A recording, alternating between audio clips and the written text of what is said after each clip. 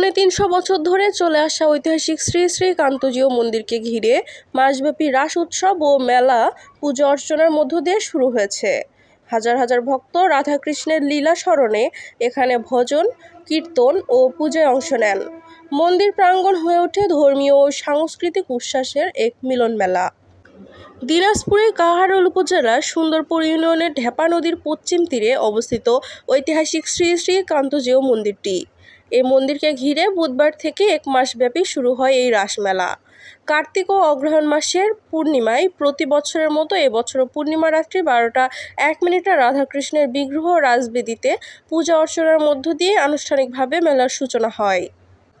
মেলায় রাধাকৃষ্ণের বিগ্রহকে একনজর দেখা এবং পাপমোচন করে পুণ্যের আশায় বিভিন্ন স্থান থেকে হাজারো নারী পুরুষ ও ভক্তবৃন্দের আগমন ঘটেছে মেলা শুরু হওয়ার 2-3 দিন পূর্ব থেকে।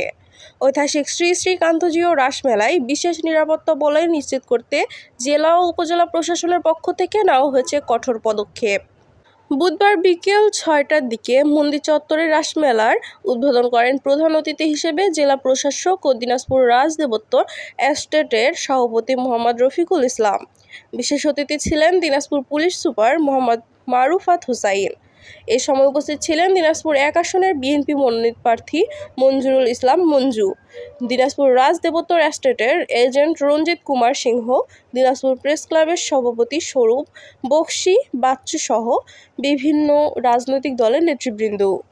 মন্দির ও মেলা দেখার জন্য বাংলাদেশ সহ ভারত এবং বিভিন্ন দেশের পর্যটক ও ভক্তবৃন্দের সমাগম ঘটে এই রাসমেলায়। বিকেলের পর থেকে লোক সমাগম বাড়তে থাকে। কান্তজিউ মন্দিরে ভক্ত ও পুণ্যার্থীদের মিলন মেলায় পরিণত হয়। মেলায় প্রবেশের সাথে শোনা যাবে চারদিকে হই হুল্লোড়, না হয় দাদা এদিকে আসেন, কি লাগবে ভাই আসুন, দোকানিদের আহ্বান। আবার কোনো দোকান থেকে ভেসে আসবে কেনাকাটার দরদামের কথা। মাসব্যাপী এই উৎসব ও মেলায় দেশের বিভিন্ন স্থান থেকে আসা ব্যবসায়ীরা তাদের পসরা সাজিয়ে বসেছেন।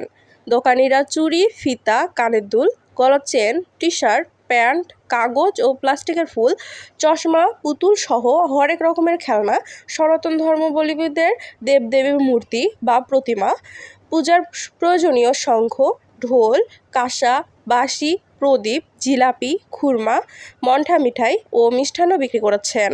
মন্দিরের পশ্চিম, উত্তর ও দক্ষিণে দোকানিদের সারি দেখা যাবে। ধর্মীয় কীর্তন গান ছাড়াও হিন্দু ধর্মীয় বই পুস্তক, শাঁখা সিঁদুর, শঙ্খ, বালা, চুড়িসহ নানান পণ্যের পসরা সমৃদ্ধ দোকান রয়েছে। পরিবার পরিজন কিংবা বন্ধুবান্ধবদের সঙ্গে নিয়ে দূর দূরান্ত থেকে আসা দর্শনার্থীরা বেশ উপভোগ করেছেন মেলা। এখানে একজন এক উদ্দেশ্য নিয়ে আসেন। কেউ ভগবানের দর্শনের জন্য আসেন, কেউ পরিবারের মানত ও সন্তানদের মঙ্গল কামনা করে আসেন। বীরগঞ্জ থেকে আসা সবুজ রায় বলেন, 15 থেকে 16 বছর ধরে এই মেলায় আসি। বড় মন্দিরও আছে, কেনাকাটা করা যাচ্ছে। মন্দির দর্শন করলাম, তবে মেলায় আসা জিনিসপত্রের দাম বেশি মনে হচ্ছে। ভক্ত প্রশান্ত রায় ও সুকুমার রায় বলেন, রাস মেলায় এসেছি, ভগবানের প্রসাদও পেয়েছি, বাচ্চাদের পছন্দের জিনিস কিনেছি, গরম গরম জিলেপি কিনেছি, বাসায় গিয়ে সবাই মিলে খাবো। এদিকে সব ধরনের নিরাপত্তায় মেলাসহ মন্দিরকে ঘিরে পোশাকধারী পুলিশের পাশাপাশি সাদা পোশাকেও পুলিশ ও গোয়েন্দা সংস্থার লোকজন কাজ করছেন।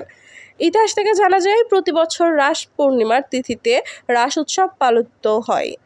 রাজা প্রাণনাথ 1704 সালে কান্তজিউ মন্দিরের নির্মাণ কাজ শুরু করেন। পরে তার পোষ্যপুত্র রামনাথ 1752 সালে কাজ শেষ করেন। ওই বছর থেকে কান্তজিউ মন্দিরকে ঘিরে রাস উৎসব ও মেলা বসে।